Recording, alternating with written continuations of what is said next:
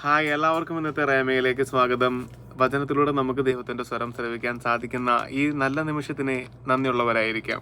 കേൾക്കുന്ന വചനത്തിലൂടെ യേശുവിന് സാക്ഷ്യം വഹിക്കുന്ന ജീവിതം നയിക്കുന്നവരാക്കി നമ്മളെ ഉയർത്തുകയും ചെയ്യാം.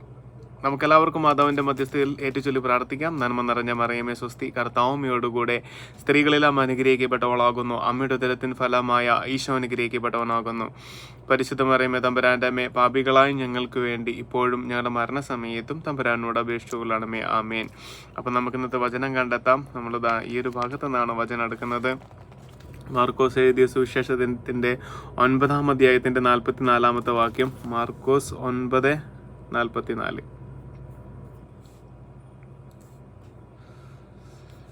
ഇരു കൈകളും ഉള്ളവനായി നരകത്തിലെ കെടാത്ത അഗ്നിയിൽ നിബദിക്കുന്നതിനേക്കാൾ നല്ലത് അംഗഹീനനായി ജീവനിലേക്ക് പ്രവേശിക്കുന്നതാണ്. ഇത് ദുഷ്പ്രേരണകൾ നൽകാതിരിക്കുക എന്ന ആ ഒരു ഹെഡിങ്ങിൽ വരുന്നതാണ്. അതിന്റെ 2 വാക്യം മുൻപ് കൂടി വായിക്കാം. വിശ്വസിക്കുന്ന ഈ ചെറിയവരിൽ ഒരുവന് ഇടർച്ച വരുത്തുന്നവൻ ആരായാലും അവന് കൂടുതൽ നല്ലത് ഒരു വലിയ തിരികല്ല് കഴുത്തിൽ കെട്ടി കടലിൽ എറിയപ്പെടുന്നതാണ്. നിന്റെ കൈ നിനക്ക് ദുഷ്പ്രേരണയ്ക്ക് കാരണമാകുന്നെങ്കിൽ അത് വെട്ടിക്കളയുക. ഇരു കൈകളും ഉള്ളവനായി നരകത്തിലെ കെടാത്ത അഗ്നിയിൽ നിബദിക്കുന്നതിനേക്കാൾ നല്ലത് അംഗഹീനനായി ജീവനിലേക്ക് പ്രവേശിക്കുന്നതാണ്. നിന്റെ പാദം നിനക്ക് ദുഷ്പ്രേരണയ്ക്ക് കാരണമാകുന്നെങ്കിൽ അത് മുറിച്ചു കളയുക. 2 പാദങ്ങളും ഉള്ളവനായി നരകത്തിൽ എറിയപ്പെടുന്നതിനേക്കാൾ നല്ലത് മുടന്തനായി ജീവനിലേക്ക് പ്രവേശിക്കുന്നതാണ്. നിന്റെ കണ്ണു മൂലം നിനക്ക് ദുഷ്പ്രേരണ ഉണ്ടാകുന്നെങ്കിൽ അത് ചുവന്നെടുത്ത് എറിഞ്ഞു കളയുക. 2 കണ്ണുകളും ഉള്ളവനായി പുഴുചാകാത്തതും തീ കെടാത്തതുമായ നരകത്തിലേക്ക് എറിയപ്പെടുന്നതിനേക്കാൾ നല്ലത് ഒരു കണ്ണോടുകൂടെ ദൈവരാജ്യത്തിലേക്ക് പ്രവേശിക്കുന്നതാണ്. കാരണം എല്ലാവരും അഗ്നിയാൽ ഉറകൂട്ടപ്പെടും. ഉപ്പ് നല്ലതാണ്, എന്നാൽ ഉറകെട്ടുപോയാൽ പിന്നെ എന്തുകൊണ്ട് അതിന് ഉറകൂട്ടും?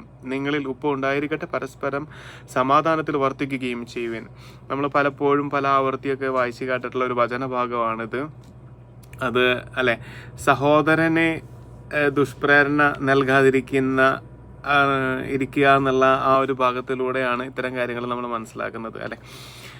അപ്പോൾ ഇതിൽ പല കാര്യങ്ങൾ നമുക്ക് ബോധ്യപ്പെടേണ്ടതുണ്ട്. ഞാൻ നമ്മുടെ നല്ല തണ്ണി എന്നുള്ള ഒരു കാട്ടിൽ താമസിക്കുന്ന സഹോദരരുടെ ഒരു വീഡിയോ ഇങ്ങനെ ഇടയ്ക്ക് കാണാറുണ്ട്. അപ്പോൾ അവിടെ ആ ബ്രദറിന്റെ പേര് ഓർക്കുന്നില്ല. ആ ബ്രദർ പറഞ്ഞ കാര്യമാണ്, നമ്മൾ വഴുക്കാൻ സാധ്യതയുള്ള അല്ലെങ്കിൽ തെന്നി പോകാൻ സാധ്യതയുള്ള ഒരു പാറമേൽ കയറി നിന്നിട്ട് എന്നെ തെന്നാതെ നിർത്തിക്കൊള്ളണേ എന്ന് ദൈവത്തോട് നമ്മൾ കരഞ്ഞപേക്ഷിക്കുന്ന പോലെയാണ് മിക്കവാറും നമ്മുടെ പ്രാർത്ഥനകൾ. നമുക്കറിയാം ഇത് തെറ്റിൽ വീണു പോകാൻ സാധ്യതയുള്ള ഒരു മേഖലയാണ്. അത് നമ്മൾ ചൂസ് ചെയ്യും. എന്നിട്ടാണ് നമ്മൾ ദൈവത്തോട് പറയുന്നത് സാഹചര്യങ്ങളാണ് എന്നെ വീഴ്ത്തിയത് എന്നൊക്കെ. അതല്ല നമുക്ക് വേണ്ടത്. നമുക്കറിയുന്ന സാധ്യതകളിൽ നിന്ന് ഒഴിഞ്ഞു മാറുക, എന്നിട്ട് ദൈവത്തെ സ്നേഹിക്കുക. ദൈവം നമ്മളെ സംരക്ഷിക്കും. ആമേൻ.